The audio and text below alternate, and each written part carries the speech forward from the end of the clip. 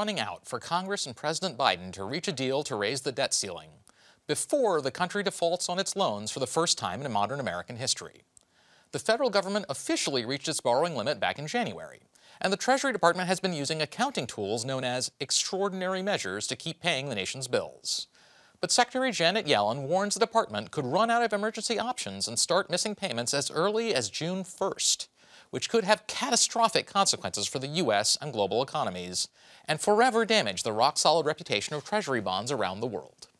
Neither party wants that to happen, but Republicans in Congress are insisting on a series of future spending cuts in exchange for their votes on a debt ceiling increase, while Democrats, led by President Biden, want to pass the increase clean.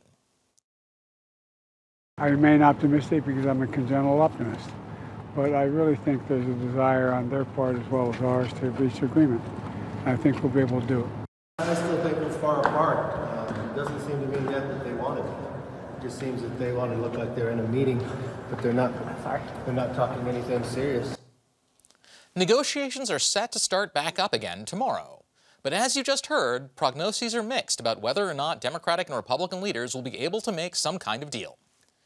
Joining me to discuss is Robert Stephen Kaplan, the president and CEO of the Federal Reserve Bank of Dallas from 2015 until 2021. He's also former vice chairman of the Goldman Sachs Group and a former professor and associate dean at Harvard Business School. Rob, thanks for joining us today. Great to be with you. So Rob, if the U.S. were to default, what would happen? So I must tell you the best way I think to think about this is actually we're not going to default. Neither side wants to default, and we're not going to default.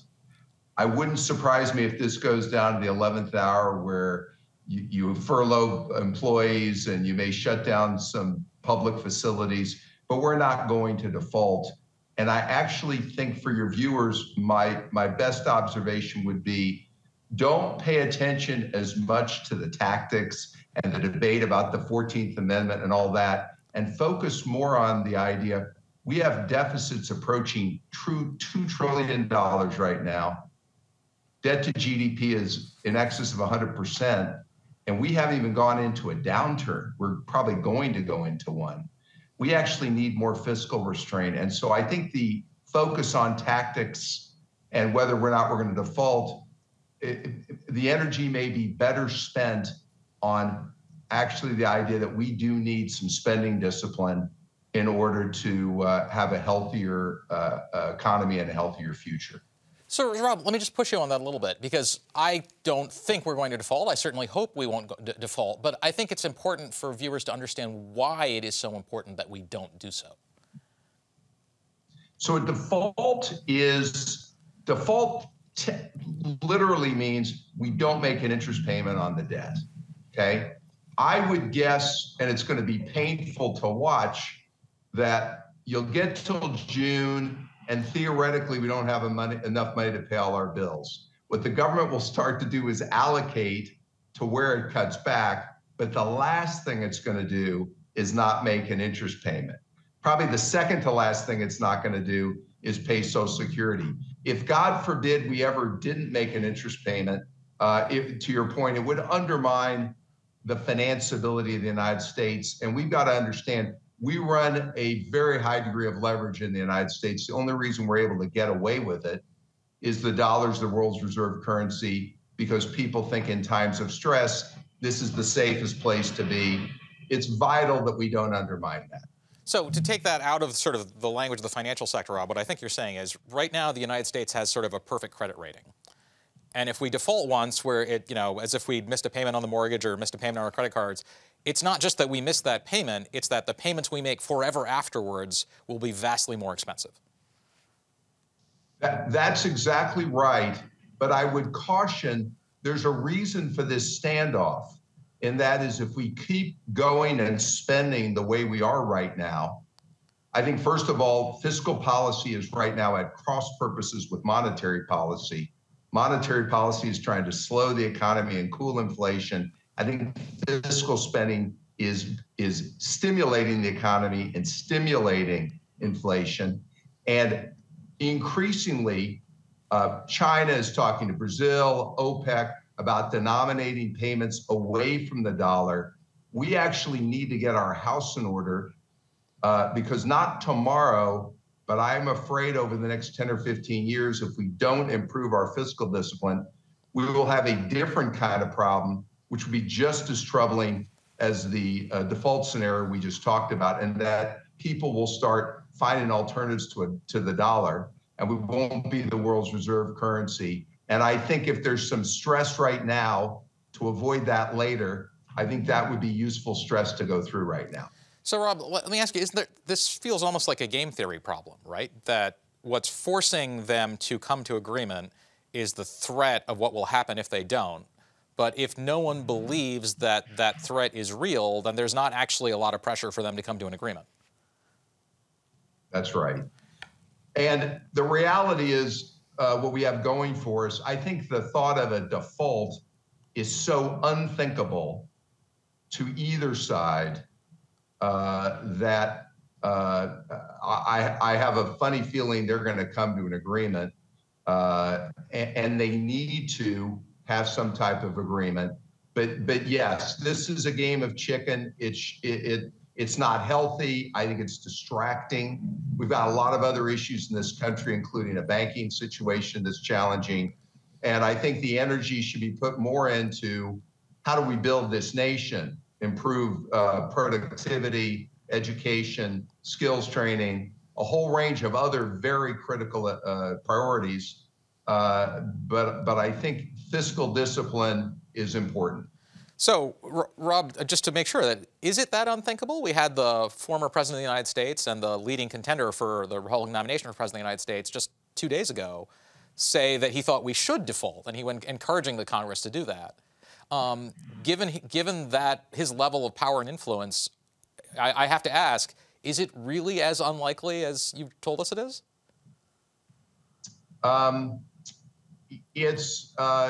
I think it's extraordinarily unlikely, and I think the person you're referring to who said we should just go ahead and have a default, he doesn't want to have a default either, and I can tell you he does not want to be responsible for a default. He might like them to go further out in playing out this game of chicken than you or I would, but he doesn't want a default either, and believe me, if it ever got to that point, I think he would probably feel compelled to step in and encourage them to settle this so there isn't a default. So there is one technical fix that I can't resist the chance to ask you about, Rob, because I've never seen anyone else raise it, which is perpetual bonds. Perpetual bonds, because the principal is never repaid, do not actually count against the debt ceiling, and they are within the statutory authority of the Press Secretary of the Treasury to issue.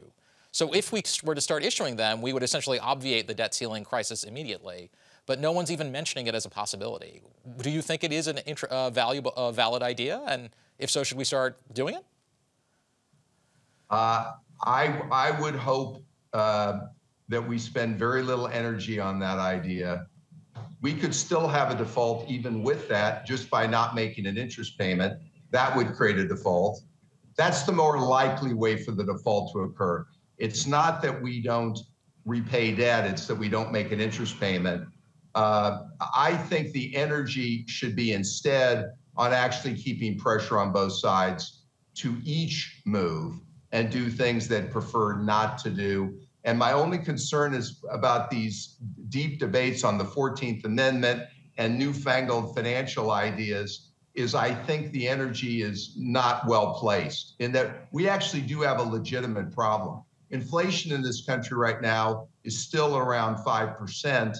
And I actually am very skeptical it can get much below 4% unless you have fiscal policy working along with monetary policy. And 50 million families today cannot make their ends meet.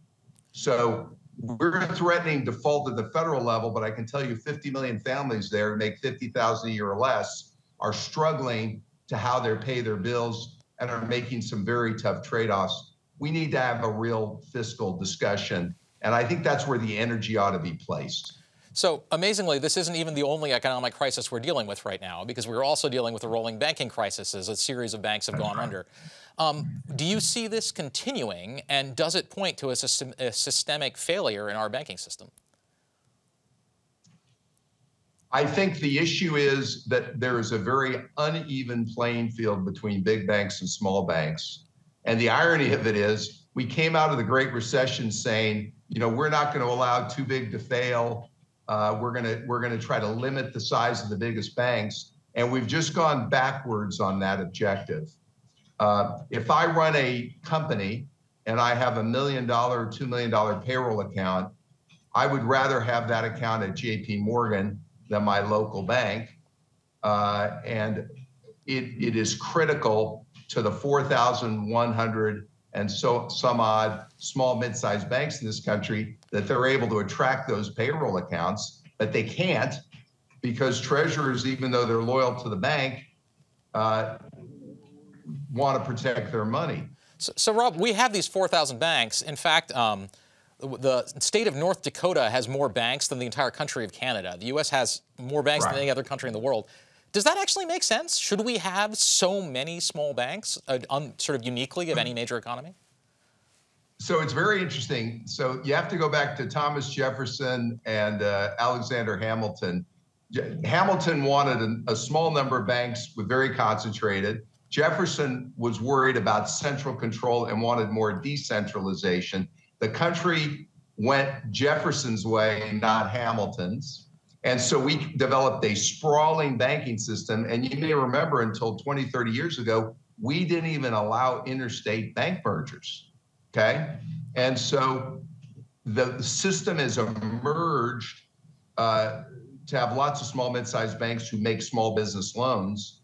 Canada, as you said, has 80 banks, but lots of branches. But I think it's fair to say that the culture of entrepreneurship here and the ease for a small restaurant or business to get a credit line is probably more available here than in that country. It's part of the fabric of the United States in that you've got these small banks that tailor their loan books to local businesses and local economies. And you may have read stories about a local bank that caters to the Amish and has to give a different kind of loan because the big bank would never do it. I think that's the nature of our system. And so we have to accept that at this point. If we were going to destroy those X thousand banks, you would go for a period where it would be very hard to get a loan if you're a small, mid-sized business. Thank you, Rob. Appreciate you joining us today. Thank you, Governor.